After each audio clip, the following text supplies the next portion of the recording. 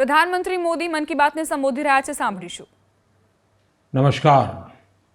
मन की बात यानी आपके साथ मिलने का एक शुभ अवसर और अपने परिवारजनों के साथ जब मिलते हैं तो वो कितना सुखद होता है, कितना संतोषदायी होता है। मन की बात के द्वारा आपसे मिलकर मैं यही अनुभूति करता हूँ।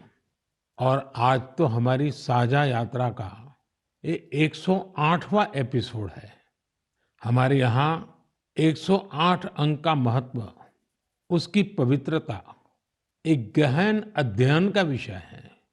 माला में 108 मन के, 108 बार जप, 108 दिव्य क्षेत्र, मंदिरों में 108 सीढ़ियां, 108 घंटियां, 108 का ये अंक असीम आस्था से जुड़ा हुआ है। इसलिए मन की बात का 108वां एपिसोड मेरे लिए और खास हो गया है। इन 108 एपिसोड्स में हमने जन भागीदारी के कितने ही उदाहरण देखे हैं, उनसे प्रेरणा पाई है।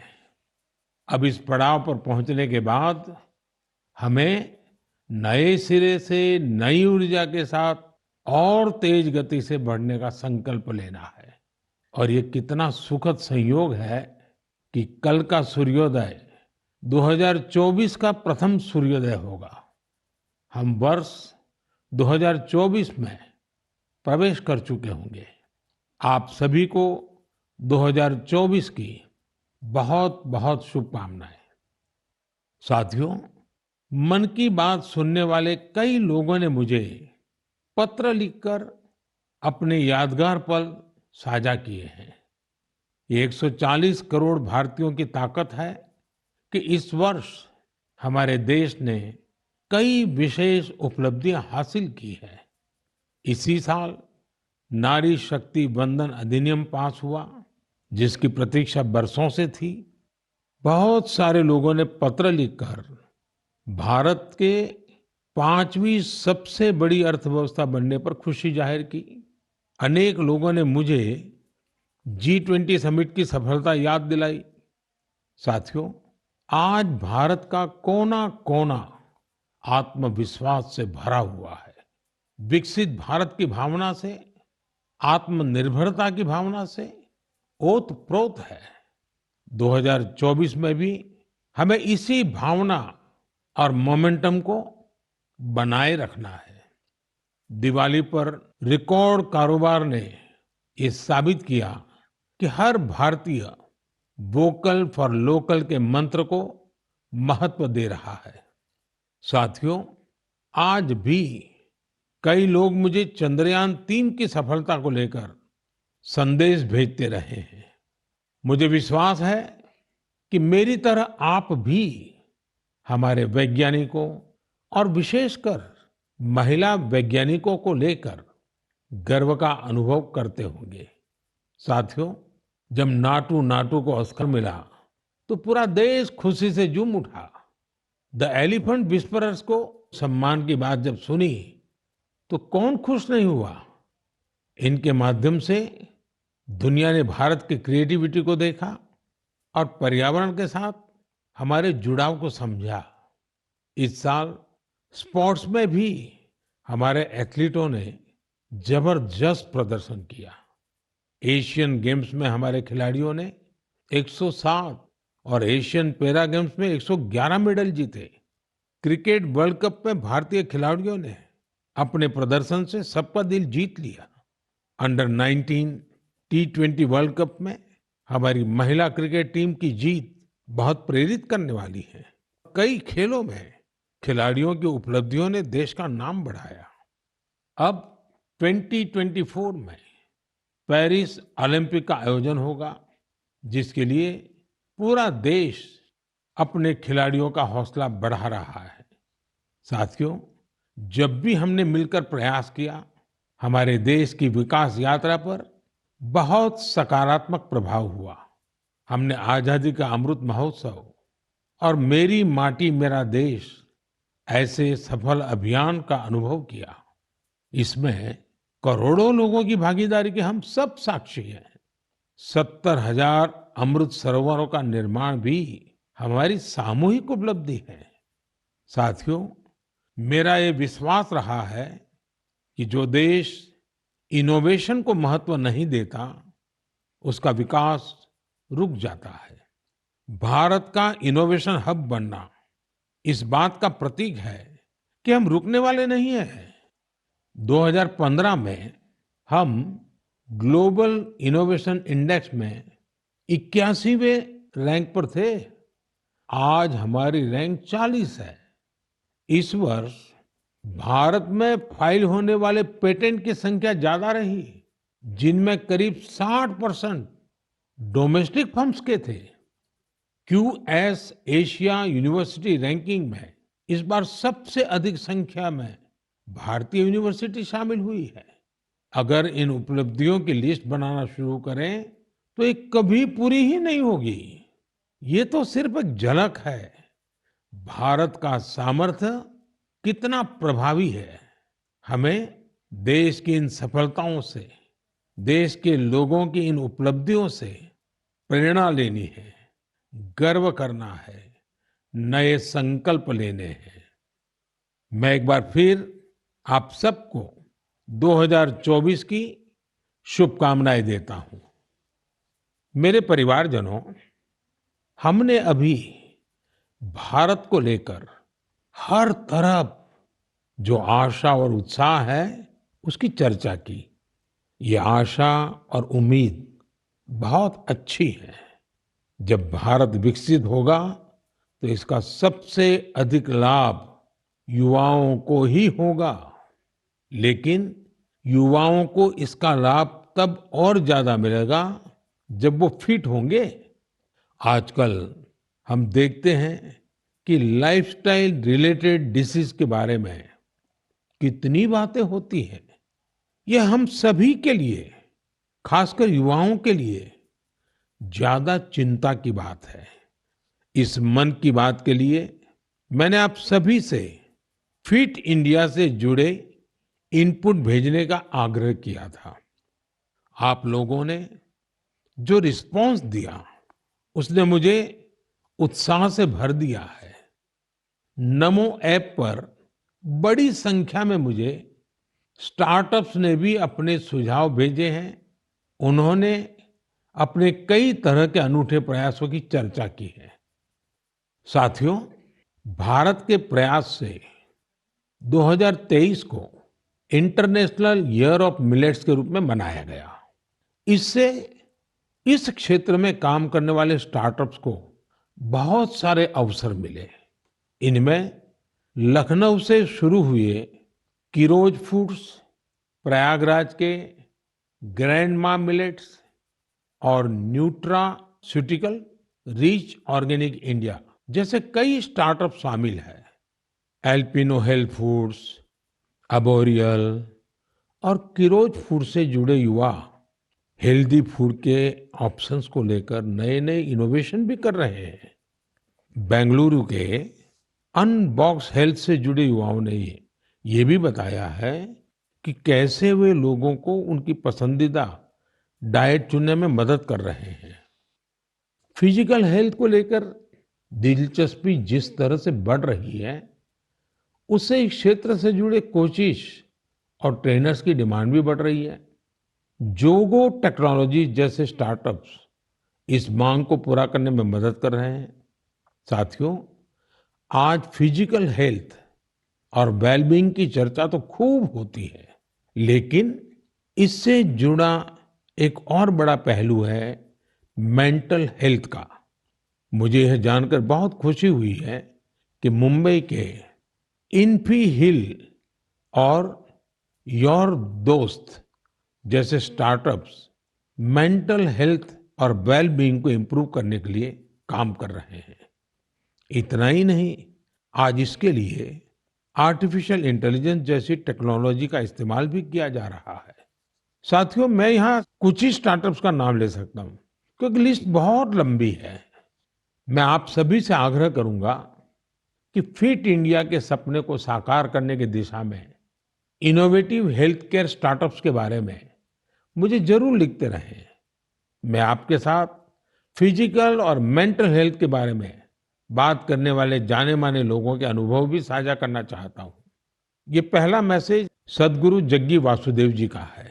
ये फिटनेस, विशेष रूप से फिटनेस ऑफ द माइंड यानी मानसिक स्वास्थ्य को लेकर अपने विचार साझा करेंगे।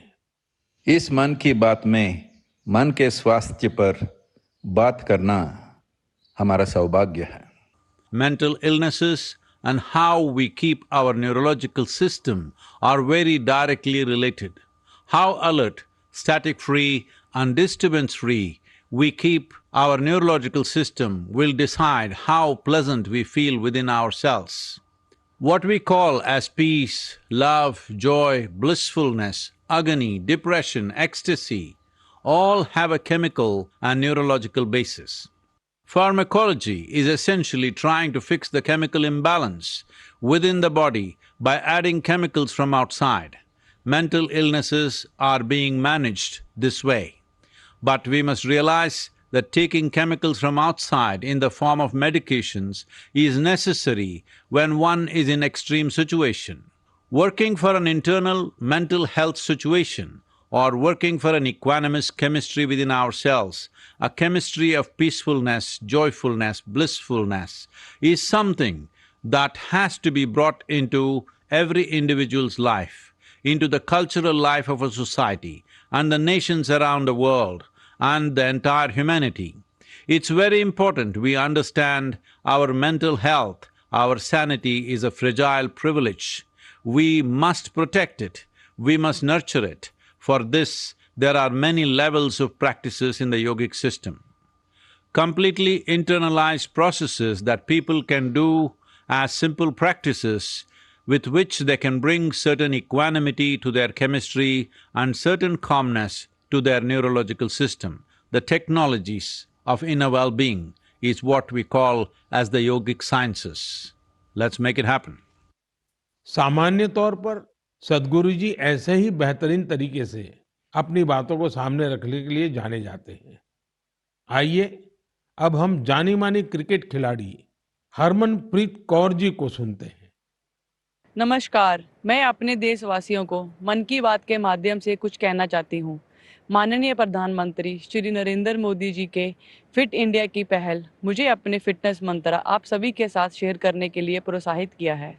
आप सभी को मेरा पहला सजेशन यही है, one can not out train a bad diet. इसका अर्थ ये है, आप कब खाते हो और क्या खाते हो, इसके बारे में आपको बहुत सावधान रहना होगा। हाल ही में माननीय प्रधानमंत्री मोदी जी ने सभी को बाजरा खाने के लिए इनकरेज किया है, जो कि इम्यूनिटी बढ़ाता है और टिकाऊ खेती करने में सहायता करता है और पचाने में भी आसान है। रेगुलर एक्सरसाइज और 7 घंटे की पूरी नींद बॉडी के लिए बहुत ज़रूरी है और फिट रहने के लिए मदद करती है। इसके लिए बहुत डिसिप्लिन एंड कंसिस्टेंसी की ज़रूरत होगी। जब आपको इसका रिजल्ट मिलने लग जाएगा तो आप डेली खुद ही एक्सरसाइज करना स्टार्ट कर दोगे। मुझे आप सबसे बात करने और अपना फिटनेस मंत्र शेयर करने का अवसर देने के लिए माननीय प्रधानमंत्री जी का बहुत धन्यवाद। हरमनप्रीत जी जैसी प्रतिभाशाली खिलाड़ी की बातें निश्चित रूप से आप सभी को प्रेरित करेगी। आइए ग्रैंड मास्टर विश्वनाथन आनंद जी को सुने। हम सभी जानते हैं कि उनके खेल शतरंज के लिए मेंटल फिटनेस का कितना महत्व है। Namaste. I'm Vishwanathan Anand. You have seen me play chess, and very often I'm asked, what is your fitness routine? Now, chess requires a lot of focus and patience. So I do the following, which keeps me fit and agile. I do yoga 2 times a week. I do cardio 2 times a week. And 2 times a week, I focus on flexibility, stretching, weight training, and I tend to take 1 day off per week. All of these are very important for chess. You need to have the stamina to last 6 or 7 hours of intense mental effort, but you also need to be flexible to be able to sit comfortably, and the ability to regulate your breath to calm down is helpful when you want to focus on some problem, which is usually a chess game. My fitness tip to all Man Ki Baat listeners would be to keep calm and focus on the task at hand. The best fitness tip, for me, absolutely the most important fitness tip, is to get a good night's sleep. Do not start sleeping for 4 and 5 hours a night. I think 7 or 8 is an absolute minimum. So we should try as hard as possible to get a good night's sleep, because that is when the next day you're able to get through the day in calm fashion. You don't make impulsive decisions. You're in control of your emotions. For me, sleep is the most important fitness tip. आइए अब अक्षय कुमार जी को सुनते हैं। नमस्कार, मैं हूं अक्षय कुमार। सबसे पहले तो मैं हमारे आदरणीय प्रधानमंत्री जी का बहुत शुक्रिया करता हूं कि उनके मन की बात में मुझे भी अपने मन की बात आपको कह पाने का एक छोटा सा मौका मिला। आप लोग जानते हैं कि मैं फिटनेस के लिए जितना पैशनेट हूं, उससे भी कई ज्यादा पैशनेट हूं नेचुरल तरीके से फिट रहने के लिए। मुझे ना ये फैंसी जिम से ज्यादा पसंद है बाहर स्विमिंग करना, बैडमिंटन खेलना, सीढ़ियां चढ़ना, मुद्गर से कसरत करना, अच्छा हेल्दी खाना खाना। जैसे मेरा ये मानना है कि शुद्ध घी अगर सही मात्रा में खाया जाए तो हमें फायदा करता है। लेकिन मैं देखता हूं कि बहुत से यंग लड़के लड़कियां इस वजह से घी नहीं खाते कि कहीं वो मोटे ना हो जाए। बहुत जरूरी है कि हम ये समझें कि क्या हमारी फिटनेस के लिए अच्छा है और क्या बुरा है।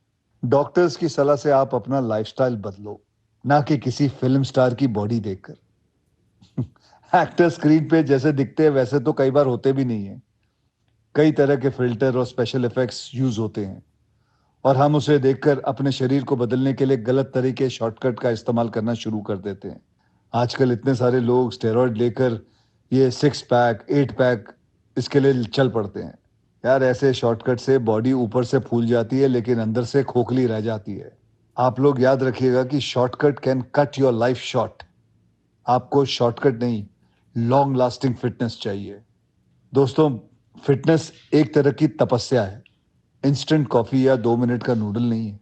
इस नए साल में अपने आप से वादा करो, नो केमिकल्स, नो शॉर्टकट, कसरत, योग, अच्छा खाना, वक्त पे सोना, थोड़ा मेडिटेशन और सबसे जरूरी, जैसे आप दिखते हो ना, उसे खुशी से एक्सेप्ट करो।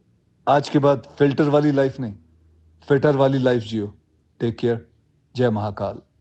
इस सेक्टर में कई और स्टार्टअप्स हैं, इसलिए मैंने सोचा कि एक युवा स्टार्टअप फाउंडर से भी चर्चा की जाए जो इस क्षेत्र में बेहतरीन काम कर रहे हैं। नमस्कार, मेरा नाम ऋषभ मल्होत्रा है और मैं बैंगलोर का रहने वाला हूं। मुझे ये जानकर बेहद खुशी हुई कि मन की बात में फिटनेस पर चर्चा हो रही है।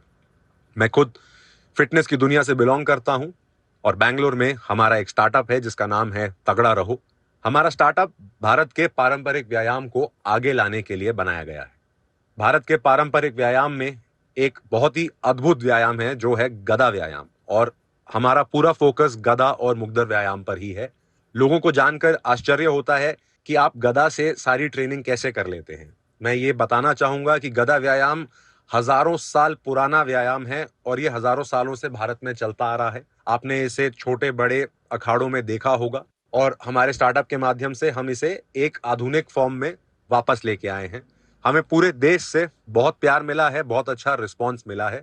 मन की बात के माध्यम से मैं ये बताना चाहूंगा कि इसके अलावा भी भारत में बहुत से ऐसे प्राचीन व्यायाम हैं, हेल्थ और फिटनेस से रिलेटेड विधि है जो हमें अपनानी चाहिए और दुनिया में आगे भी सिखानी चाहिए। मैं फिटनेस की दुनिया से हूं तो आपको एक पर्सनल टिप देना चाहूंगा।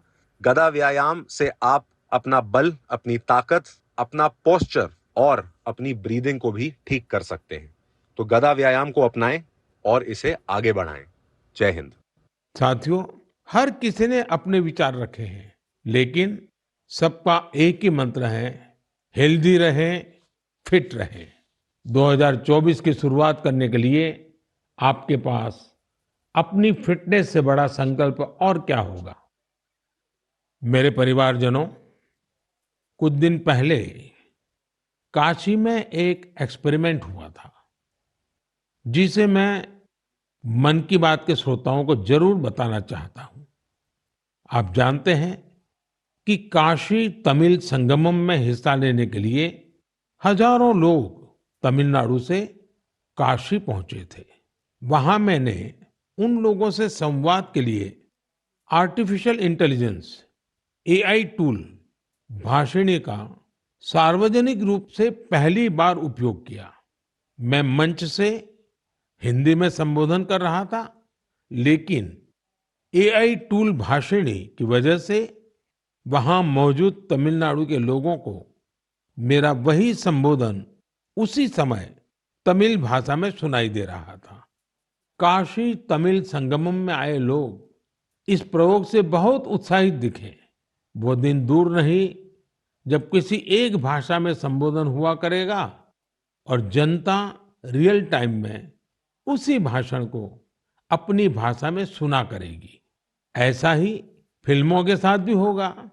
जब जनता सिनेमा हॉल में एआई की मदद से रियल टाइम ट्रांसलेशन सुना करेगी, आप अंदाजा लगा सकते हैं कि जब ये टेक्नोलॉजी हमारे स्कूलों, हमारे अस्पतालों, हमारी अदालतों में व्यापक रूप से इस्तेमाल होने लगेगी तो कितना बड़ा परिवर्तन आएगा। मैं आज की युवा पीढ़ी से आग्रह करूंगा कि रियल टाइम ट्रांसलेशन से जुड़े एआई टूल्स को और एक्सप्लोर करें, उन्हें 100% फुल प्रूफ बनाएं।